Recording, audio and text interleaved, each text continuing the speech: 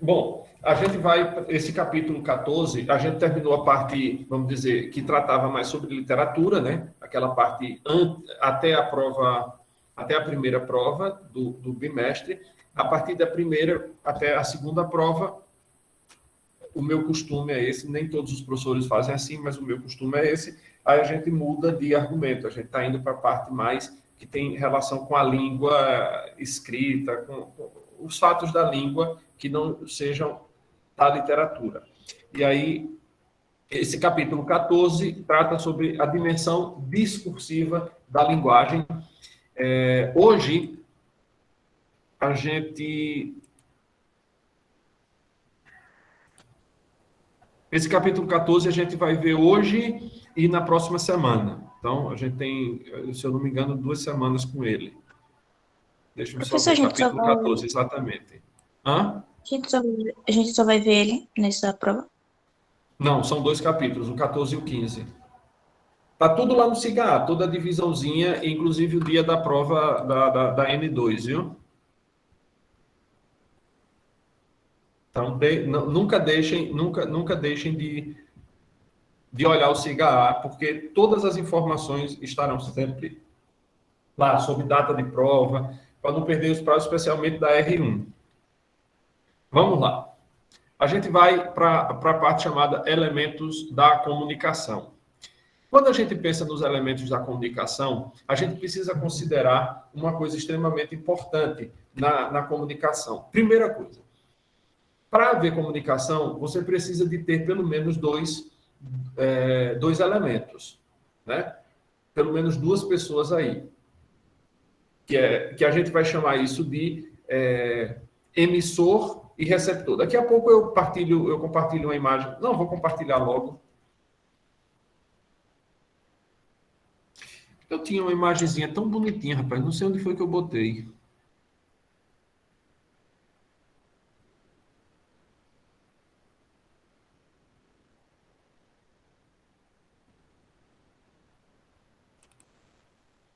Então, primeiro a gente tem 2 elementos, que são o emissor e o receptor.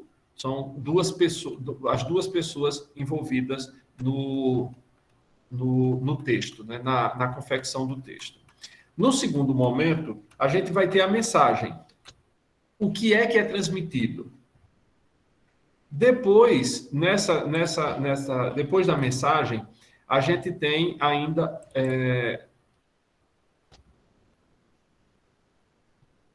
o código que é utilizado. O código que é utilizado. E aí, no código, a gente pensa, por exemplo, na língua portuguesa. A língua portuguesa é um código. Depois, o canal em que isso é transmitido. Vamos pensar aqui no nosso ambiente, do jeito como a gente está.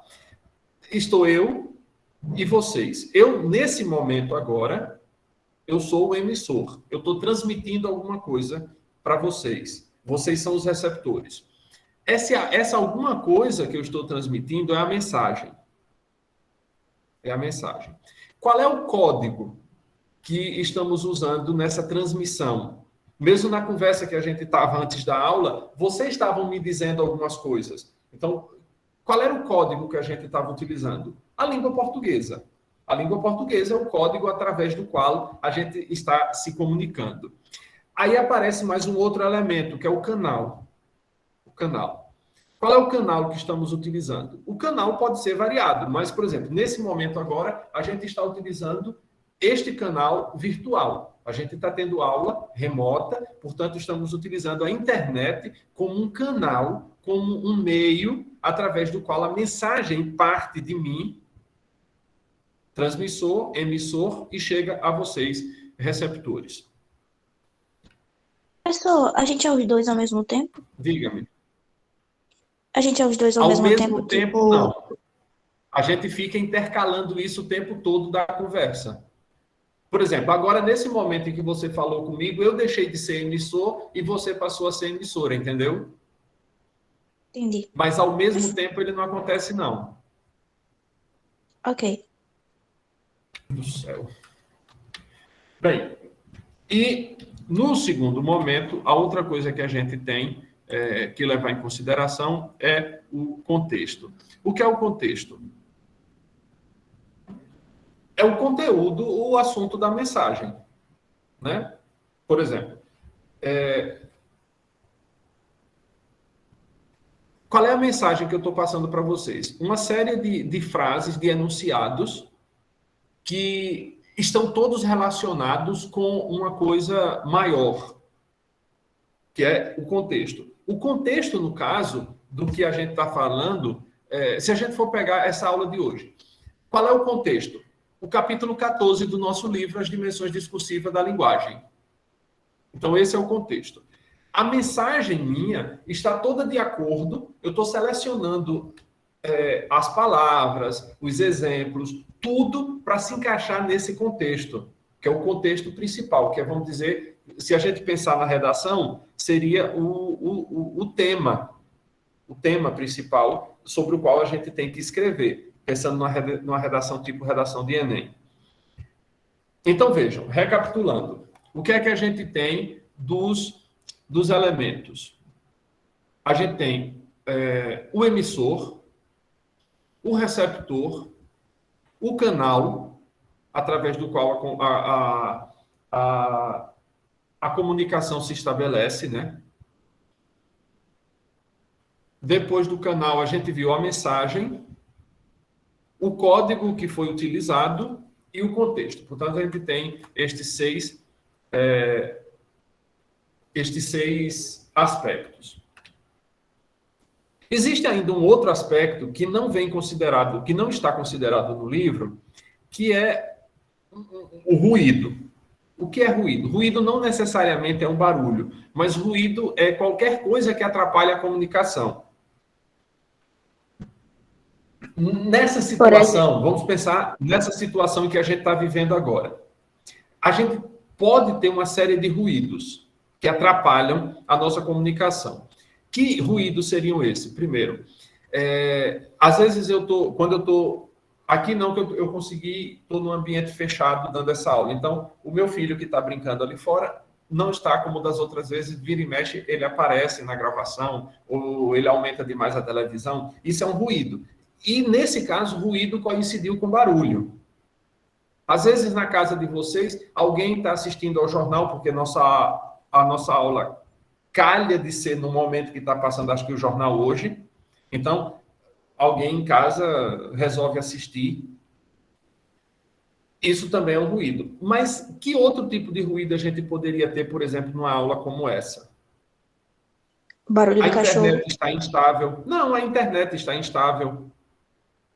E aí, o que eu estou falando não chega até vocês. Ontem eu estava dando aula de tarde para uma turma de segundo ano e um dos alunos estava com um problema na recepção do som.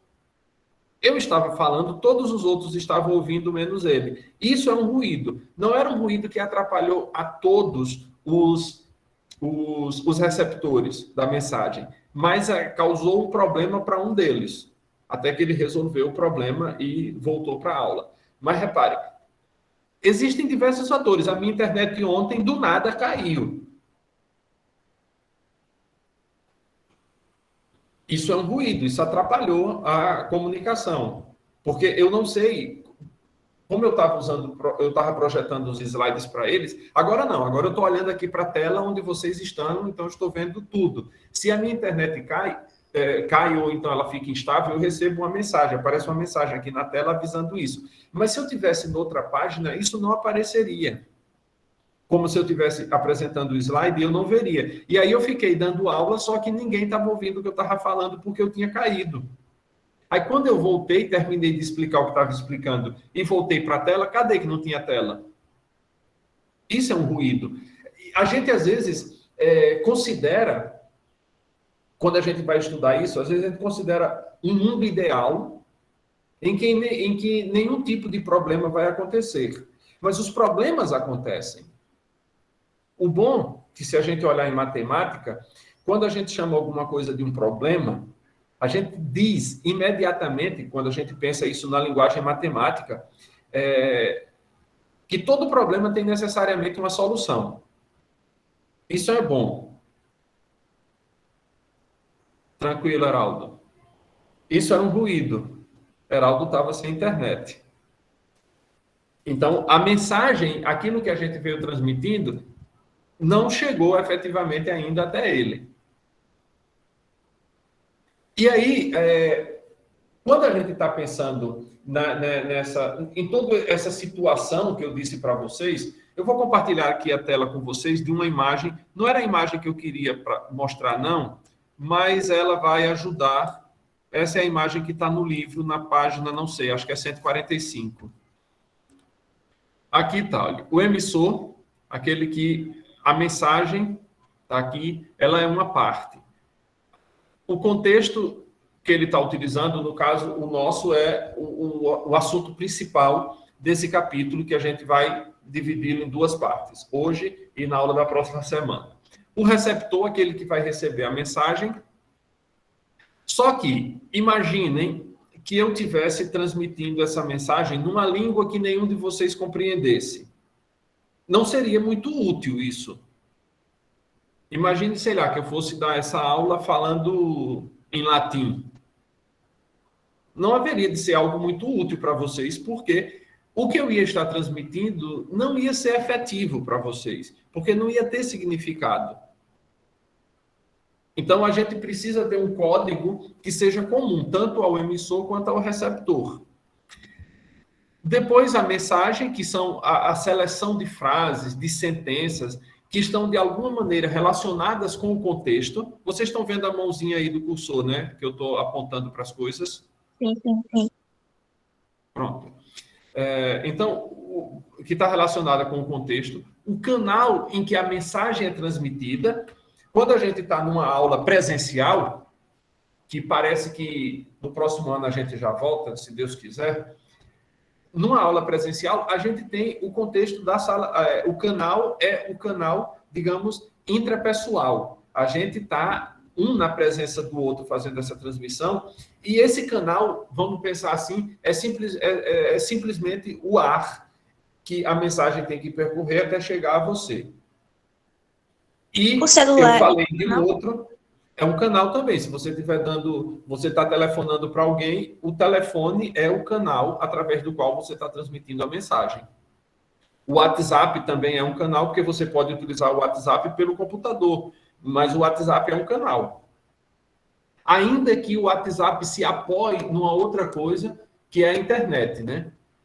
Vamos dizer que você tem a internet e dentro é como se a internet fossem os trilhos de trem. E aí você tem diversos trens, diversos comboios que você pode pegar para chegar a um determinado lugar. E aí, nesses comboios, por exemplo, a gente tem aqui esse sistema que eu uso, que é o Google Meet, mas algum professor de vocês deve utilizar o sistema do Google Classroom. Eu não gosto muito do Classroom, eu prefiro esse Meet, mas todos dois são do Google, quer dizer, são dois comboios diferentes para a gente chegar a um mesmo objetivo. No caso aqui seria a transmissão de um conhecimento. Você tem o WhatsApp, que é também você tem o Skype, você tem uma série de outros fatores pelos quais a gente pode fazer essa aula remota, né? Alguém queria falar? Professor, antigamente, quando não se tinha celular, eles usavam cartas. O correio era o canal. O correio, os correios, como a estrutura toda, faziam parte do canal, porque a própria carta, o papel e a caneta que você utilizava também fazia parte do canal, porque senão não bastava o correio para transmitir a mensagem, entendeu? Você tinha que ter um papel, um envelope, a caneta, o texto escrito. Isso era também um canal. Os correios também eram o canal que fazia chegar ou não, né? Perdia a mensagem no meio do caminho. E aí gerava aquilo que não está aparecendo aí no texto, que é o ruído. Quando a mensagem, ou ela não chega ao destinatário, ou quando chega, você compreende errado. Meus caros, só uma pergunta antes de a gente continuar. Até agora, isso está relativamente simples, né? Eu acho que não tem muita complicação. Porque é só você parar e pensar no que a gente vive. Porque isso daqui é uma esquematização de nossa vida de todos os dias, das nossas conversas com as pessoas. Se você parar para pensar, quando você conversa com alguém, você é o emissor e o receptor ao mesmo tempo, não no mesmo momento. Você é, naquela conversa, em algum momento você é emissor, no outro momento você é receptor. A gente tem uma mensagem, a gente tem um contexto e a gente tem um canal. E um código, obviamente, que é a língua que a gente utiliza. Tudo isso, Pessoal, a gente experimenta isso no cotidiano. A gente meio que não consegue fugir disso. a mensagem é o que Diga mesmo? aí, Gisele. A A mensagem é o que mensagem, mesmo? a mensagem são todas as frases que a gente escolhe para transmitir aquela ideia. Então, exemplificando de novo, a gente está no capítulo 14 desse livro, que trata sobre a dimensão discursiva da linguagem. Dentro dessa dimensão discursiva da linguagem, então, eu já tenho, vejam, que conjunto de coisas eu tenho aí para transmitir para vocês. Eu tenho que falar sobre o discurso, sobre os elementos que compõem esse discurso, né, a transmissão de um discurso, de uma mensagem. E aí, tudo está selecionado. Então, aí isso é o contexto. O contexto é a ideia principal, a ideia geral, o tema sobre o qual a gente está falando. Ficou claro, Gislane, agora? Ou ainda não?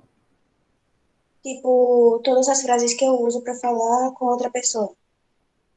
A respeito de alguma coisa. Esse a respeito de alguma coisa que é a mensagem. Ok, Vou dar um outro exemplo para você. Você vai para a igreja. Aí vamos dizer que o líder lá vai escolher falar sobre os dons do Espírito Santo.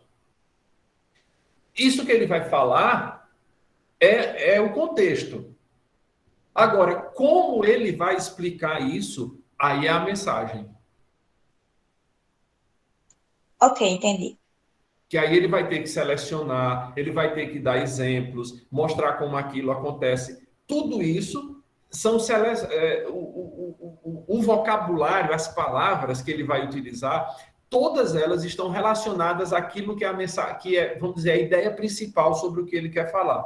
Do mesmo jeito, numa redação. A redação do Enem acontece semelhantemente isso. Você tem a ideia principal, que é o tema. A partir do tema, você vai escrever uma série de coisas. Você vai ser penalizado se você fugir do tema. Quer dizer, se você usar palavras, expressões ou frases que não estejam relacionadas com aquela ideia. Que é a ideia principal. Agora ficou mais Entendi. claro? Sim, sim, sim. Beleza. Qualquer coisa é só perguntarem. Comigo não tem ladeira, pelo menos não subindo.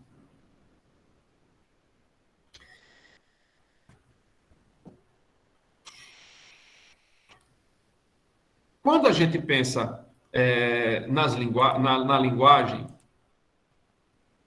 a gente entende que a linguagem tem algumas funções, né? Ela respeita algumas funções.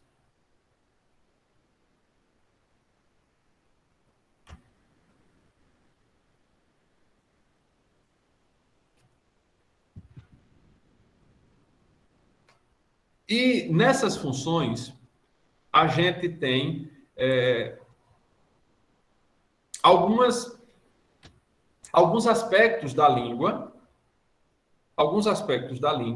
que a gente usa para entender a própria língua.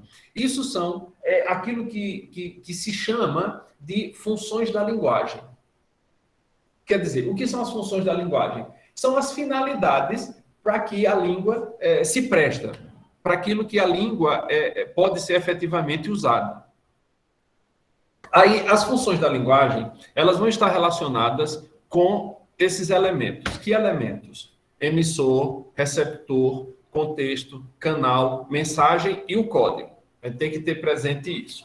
Então, quando a gente fala nas funções referencial e denotativa, eu explico já o que é isso.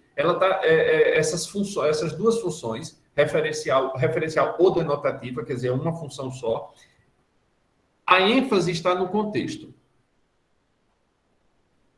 Por que a ênfase está no contexto?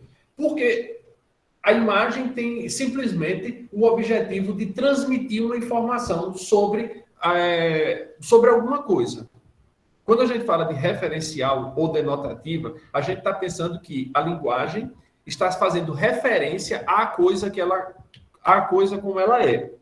Isso tem sido, vocês não sei se lembram, mas quando a gente estava no suporte de aprendizagem, no módulo, acho que 2 e 3, ou foi no 3 e no 4, na verdade, eu acho que os módulos todos eu passei falando sobre isso, mas especificamente quando a linguagem deixa de ser um espelho da realidade e espelha alguma coisa que está na cabeça das pessoas. Então, eu botei aqueles exemplos do despiora, da questão do aborto, que chamou lá com outro nome, eu não me lembro agora qual tenha sido o nome, mas a linguagem perdeu a sua função referencial. Ela não está mais dizendo a coisa como a coisa é, mas a coisa que o transmissor, o emissor, está querendo que ela seja. A tal ponto que ontem eu estava ouvindo uma entrevista, ontem não, hoje de manhã eu estava ouvindo uma entrevista de uma repórter estadunidense que trabalhava no New York Times, e ela pediu demissão porque ela não estava conseguindo trabalhar, porque a política do jornalismo no mundo todo é a seguinte: você não pode dizer as coisas como as coisas são, mas as coisas que vocês querem. Eu dei até aquele exemplo lá, né? Na aula, na aula lá do suporte de aprendizagem, eu coloquei para vocês 2 matérias do mesmo jornal sobre 2 eventos diferentes. Um era a Parada Gay, outro era a Marcha para Jesus. Na Marcha para Jesus, o cara escolheu que o movimento atrapalhou o trânsito. E sem contar que disseram que fizeram barulho, mas quando foi a parada gay, não, já usou outras palavras que faziam com que o movimento não tivesse sido nenhum problema, e, no entanto, eles tinham 6 trios elétricos a mais do que o outro. Mas não é para dizer a coisa como ela é. É para dizer aquilo que o emissor acha que é a verdade. E aí, se a gente parte da ideia de que a verdade ela é referência, quer dizer, a verdade trata daquilo que... o que é a verdade? A verdade, dizem os filósofos medievais, é a adequação da inteligência à coisa. Traduzindo em miúdos, o que é isso? Que a coisa, aquilo que existe na realidade, é isso que determina o que é a verdade. A nossa inteligência cabe olhar para isso aqui e dizer, é verde. E pronto, é verde. Daqui uns dias, do jeito que as coisas estão, com esse domínio da linguagem todo que estão fazendo, daqui uns dias você não vai poder mais dizer que a grama é verde, porque vai ser algum tipo de racismo. Porque tudo que você faz é racismo, tudo é proibido, tudo ofende. Verdade. Até essa história dessa linguagem neutra, não, porque isso é um desrespeito com as minorias. Me desculpe, mas vive numa democracia. Democracia não é regime da minoria. Regime de minoria é ditadura. Uma democracia é o governo da maioria. A gente queira ou não, você tenha votado ou não, você tem o presidente que foi eleito pela maioria, o governador que foi eleito pela maioria, o prefeito que foi eleito pela maioria. Você gosta ou não, você tenha votado ou não. Mas eu não concordo. Mas isso é a democracia. Aí a gente vive de uma forma que daqui uns dias vai ser crime. Já tem gente que nem aquele... Eu não assisto, eu não perco meu tempo com a Globo, mas aquele Fiuk estava fazendo um papel ridículo no Big Brother, porque isso é culpa da gente, homens... tóxicos, brancos, não sei o quê. Largue de ser imbecil. Largue de ser imbecil. Gente, a ruindade, a qualidade da pessoa não está ligado com a cor da pele de ninguém, não, nem com o tipo de cabelo de ninguém. Caráter é muito mais do que cor de pele ou jeito de cabelo. Só que hoje, essas coisas que são acidentais no sentido, elas não marcam quem você é, parece que são mais importantes. as pessoas querem empurrar uma pessoa, ele é homossexual, então canta bem. Peraí, desde quando o Pablo Vittar canta bem? Ele não sabe nem cantar. Mas então Desde você é nunca. homofóbico. Mas eu sou homofóbico, por quê? Porque eu não gosto da música dele? Não, porque ele é homossexual. Eu estou falando da música dele, não tem nada a ver com a escolha dele. Eu gosto demais da música de Lulu Santos e é homossexual. Eu gosto demais da música de Ney Matogrosso e é homossexual. E o que é que tem a ver a vida sexual de uma pessoa com o estilo de música que ela tem? Só que hoje está de um jeito que a gente não consegue mais diferenciar. Essa linguagem referencial, ela se dissolveu. Vocês podem dizer, ele está falando de coisa que tem nada a ver. Eu estou falando sobre linguagem referencial. O referencial é a pessoa canta bem ou não canta bem.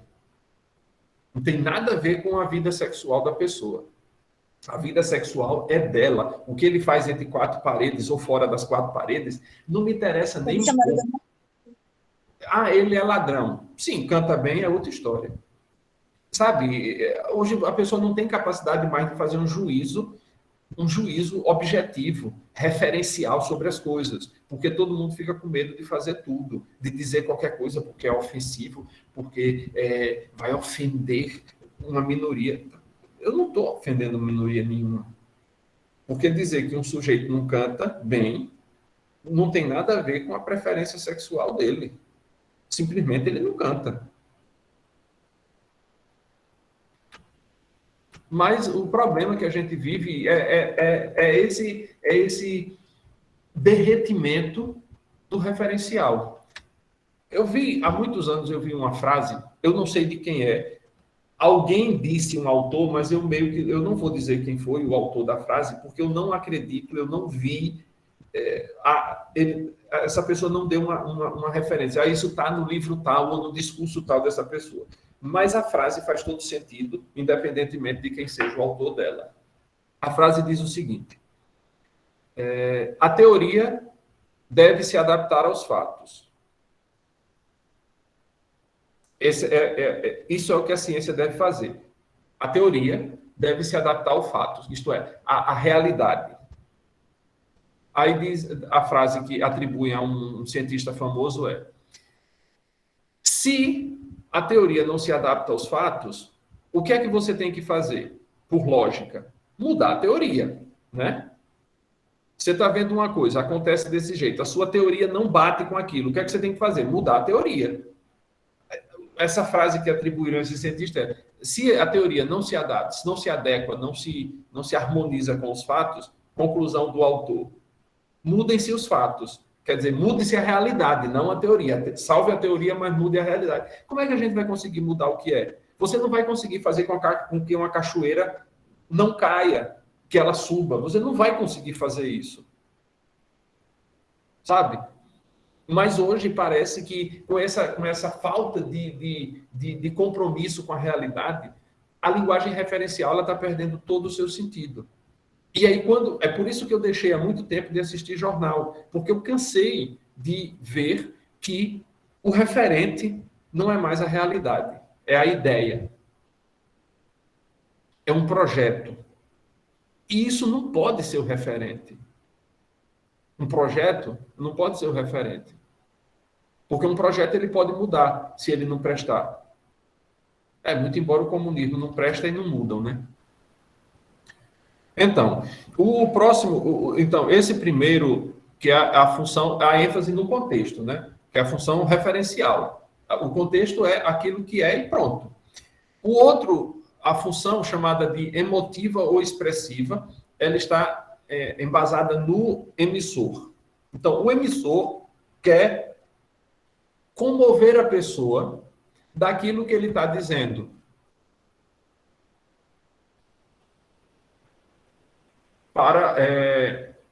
Para que a pessoa, a partir do que ele está dizendo, das emoções, das atitudes, dos sofrimentos, sabe? Convencer a pessoa através disso. Como eu estou tentando encontrar aqui um exemplo.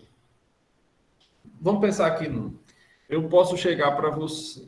não vai, esse aqui é mais referente mesmo. é referencial esse. Quando eu digo o nazismo precisa ser execrado, precisa ser banido, porque é um sistema de morte. Mais de 6 milhões de pessoas, muito mais de 6 milhões de pessoas foram assassinadas durante o período do governo nazista, né? Que é de 37 até 45. Então, muita gente sofreu, muita gente morreu por conta disso. E, por outro lado, você olha, o regime comunista já matou quase cerca de 200 milhões de pessoas.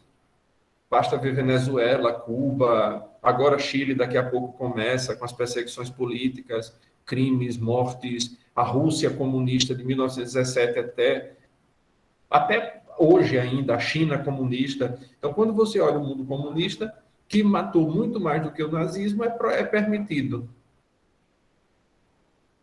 Por que um é O permitido que comunismo, continua matando hoje mais de 200 milhões de pessoas, por contas assim, por alto, viu? Porque a gente não sabe quantas morreram efetivamente, não. Mas esse continua sendo tolerado e, pelo contrário, é incensado. É coroado de flores, enquanto o outro, que matou muito menos, não é. E era comunista também. Nazismo e fascismo era tudo comunismo. Socialismo, na verdade. Mas termina não podendo fazer porque vai...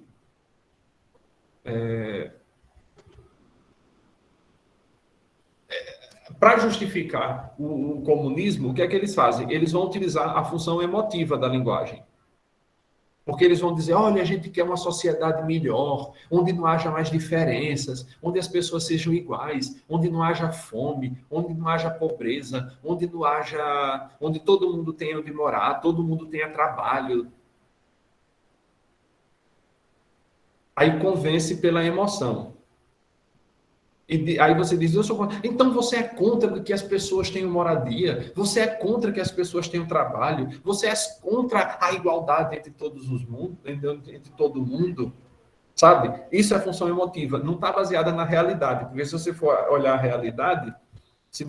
realidade, efetivamente esses regimes sociocomunistas não pregam isso, mas o que fazem quando entram é completamente diferente, né? Não tem nada a ver. Só que muitas pessoas se convencem a partir dessa função emotiva. Diz, a gente deseja isso, o que a gente quer, é um projeto de mundo melhor. Aí Paulo Freire vai dizer num dos livros dele, por exemplo, que a revolução ela é biófila, porque ela é amiga da vida. Ainda que a gente precise matar aqueles que não concordam com a gente. Não tem sentido, sabe isso? Esse é o patrão da educação, Paulo Freire. Depois a gente vai para a função conativa ou apelativa. A gente saiu da emotiva, que é o receptor, usando de apelos emocionais para que a pessoa se convença daquilo que ele está dizendo. Aí a gente vai para a função apelativa, que a ênfase é no receptor. A função apelativa, ela aparece muito na venda, nas propagandas. As propagandas querem convencer você, não por emoção, mas fazer você acreditar que você precisa de uma coisa. Outro dia eu achei interessante uma propaganda do Boticário, eu acho que era do Boticário, era da Natura, uma dessas coisas de perfume, de cosmético, dizendo, eu não preciso, mas eu quero. Porque o normal era a propaganda fazer você acreditar que precisava de uma coisa, ainda que você não precisasse. Que sem aquilo você não conseguiria viver. Que aquilo era a coisa sem a qual você não conseguiria viver bem. Isso é a função chamada de apelativa. Lá no livro, descreve dessa seguinte maneira. Olha, quando o objetivo da mensagem é persuadir o destinatário, influenciando o seu comportamento, disse que a função predominante no texto é a conotativa ou apelativa. Conativa ou apelativa. Veja, a função predominante. Todas as funções deverão estar mais ou menos presentes. Quando a gente fala função referencial, quer dizer que é a que mais se destaca. Não é que seja exclusiva. No caso da conativa, é quando você tenta persuadir a outra pessoa de que de que ela precisa fazer alguma coisa. Aí segue o texto, né? A função conativa pode ser identificada em textos nos quais se faz uso de expressões linguísticas com vocativos e formas verbais no imperativo. Geralmente isso está nas propagandas. Nas propagandas. Eu não sei, eu ando meio desatualizado de propaganda, eu não ando vendo muito, porque eu também não ando assistindo televisão, então, e quando aparece aquelas do YouTube, você, quando ele começa a falar, você já tem a opção de pular a propaganda, eu fico pulando, então termino não assistindo. Mas antigamente você tinha uma, compre batom, compre batom. Não esqueça a minha calói. Os verbos no imperativo, sempre dizendo, fazendo as pessoas acharem que deveriam ter aquilo, alguma coisa. Mas, professor, a maioria das pessoas, elas podem, tipo, nem ligar pra propaganda, né? Tipo, ou tem gente que liga realmente. Só porque não tá na TV. Tem muita gente. Hoje, a Eu moda não não é tanto a ligo isso. TV. Hoje, a geração Google passa por um problema muito sério. As pessoas se acostumaram a dar um Google e a primeira informação que aparece ali já é a pesquisa que a pessoa fez. Então, ela quer saber se uma coisa é verdade ou falsa, vai ali, dá um Google, ou então quer aprender alguma coisa, dá um Google e o que aparece ali, a pessoa vem. Eu lembro outro dia desse, eu tinha passado um trabalho para os alunos do subsequente, e um dos trabalhos era sobre vocabulário, para fazer a ligação, ligar uma palavra com o significado delas, nessa atividade online. Né? E a pessoa foi e marcou uma palavra que estava errada, o sentido dela, e aí a pessoa veio argumentar depois comigo, não, professor, mas eu pesquisei aquilo no dicionário, está assim. Eu disse, olha, duas ou três coisas aí. Primeira, eu já tinha dado a outra coluna. Eu tinha dado as palavras, olha, você relacione essas palavras com as palavras que estão acima. Então, essa com essa com essa. Você não ia ter que sair dali, você ia ter que só pegar o que estava e colocar lá. Primeira coisa. Segunda coisa, onde você pesquisou isso? Aí ele me mandou o link do chamado dicionário informal. Eu disse, meu amigo, o dicionário informal já está dizendo tudo. Ele não tem pretensão de ser um dicionário. Ele é tipo uma coisa de humor. Ah, eu não sabia. Eu disse, mas agora você já sabe. Você olha o nome, está dizendo dicionário informal. Informal é alguma coisa que não está tão compromissada com a verdade. Então, a gente precisa prestar muita atenção. Essa geração Google dá muito isso. Não vai a fundo nas coisas, não pesquisa. É aquela primeira informação que aparece. E a gente precisa se acostumar, quando você vai pesquisar uma coisa no Google, você olha que vai aparecer um monte de coisas. Olhe o máximo de páginas daquela. Você nem precisa abrir as páginas, veja o que está dizendo. E você vai ver que muitas vezes o que está sendo dito numa está contradizendo a outra. E aí você precisa saber que páginas daquela tem verdadeiramente está mais perto da verdade. Eu não digo que nenhuma delas vai estar com a verdade, mas quem vai estar mais perto da verdade? É que nem essa história, por exemplo, a ciência hoje. A ciência hoje é uma confusão, porque a ciência que deveria basear-se em fatos, hoje se baseia em consenso. O que é um consenso? O consenso é, você tem 10 pessoas, 6 dizem que uma coisa é daquele jeito, então a coisa é daquele jeito. Mas será?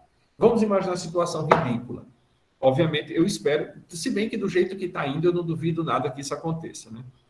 Eu comecei aqui falando da cachoeira, um dos exemplos que eu dei antes.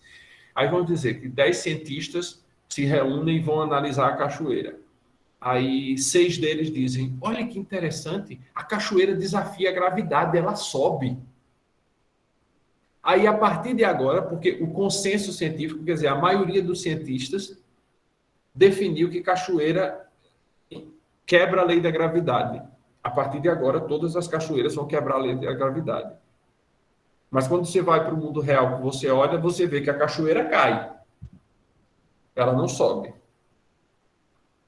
Ah, professor, mas eu vi uma cachoeira não sei onde que a água sobe. A água não sobe.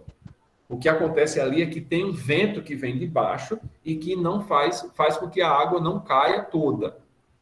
O vento joga para outro canto, mas ela vai cair, porque é o que acontece. As coisas caem. Só que a ciência está desse jeito hoje, na base do consenso científico. Por que eu falei isso? Porque eu, por exemplo, eu não acredito nessa história de aquecimento global. Eu acredito que isso são fases porque a natureza passa. A natureza passa por isso sempre. Mas algumas pessoas dizem que o mundo está aquecendo. Só que está aquecendo quando você vai olhar frio recorde no Canadá, frio recorde no norte da Itália, no norte da Europa. Então, como é que o mundo está aquecendo e está tudo ficando mais frio? Ô, professor. Diga, Adrian. Não, Adrian não, é Douglas. Douglas. Você não acredita que a poluição está acabando com a camada de ozônio? Você não acredita nisso, não? Não. Eles não têm o que fazer, aí eles culpam a vaca, aí querem acabar. Bill Gates agora disse que o objetivo é acabar com os rebanhos de gado, porque eles são responsáveis, as vacas, os puns das vacas estão acabando com a camada de ozônio. Aí daqui a pouco, quando descobrirem que isso é mentira, aí vão para os camelos, aí vão para os ratos. E é porque ele é vegano. O problema desse povo vegano é o povo chato, aquele povo que... Você vai numa churrascaria, você tem lá a parte que só tem verduras. Mas se você for numa churrascaria vegana, você não vai encontrar a parte com carnes. Eles são muito preconceituosos, esse povo vegano. E eles querem que todo mundo seja como eles. E aí eles querem proibir. Xuxa, outro dia desse, estava difamando o Brasil para o mundo todo, numa mensagem que ela fez, acho que no canal do YouTube dela. Ela é vegana, aí quer acabar com toda a agroindústria brasileira, porque ela tem uma visão política e doente sobre o mundo, aí ela quer destruir tudo, entendeu? Aí vai para aquela linguagem que não é a linguagem referencial, mas é a linguagem emotiva, a função emotiva da linguagem. Aí pega um exemplo ruim, é quando o emissor, através dos seus argumentos sentimentaloides, porque olha, estão destruindo o mundo, a gente precisa não comer mais carne de vaca, não comprar os produtos brasileiros, porque o Brasil destrói. Aí pega um exemplo, no caso dela, pegou um exemplo de uma fazenda que trata o gado muito mal, uma fazenda, e por causa de um mau produtor, ela quer prejudicar todos os outros. É como, por exemplo, vamos imaginar que vocês vão para o conselho de classe. Aí vamos imaginar uma situação hipotética, que aqui dentro tem um aluno extremamente preguiçoso. E aí, por conta desse único aluno preguiçoso, eu vou condenar a turma inteira do conselho de classe. Isso é justo? Não. Cada um arque com as consequências dos seus atos. Só que o que é que esse povo faz? Quer destruir tudo por causa de um. Então, teve um mau exemplo, que a gente nem sabe se aquilo é verdade mesmo, porque não tem a fonte do vídeo que ela transmite, não diz de onde ela pegou aquilo, nem como uma pessoa que faz maus tratos com os animais numa fazenda vai permitir que uma equipe de filmagem entre para mostrar como é que eles tratam os animais. Sabe, são uma série de coisas que você olha e diz, peraí, como é que isso é possível? Como é que uma pessoa permite que alguém entre para mostrar que ele trata mal os animais como uma propaganda para a fazenda dele? Sabe? Aquilo me parece uma armação, uma coisa muito mal, sei lá, uma história muito mal contada, mas ela transmite aquilo como sendo uma verdade, a verdade dela. Isso é a função emotiva. É quando a verdade do interlocutor, do emissor, ela quer se impor aos outros, quer convencer os outros a partir da sua verdade.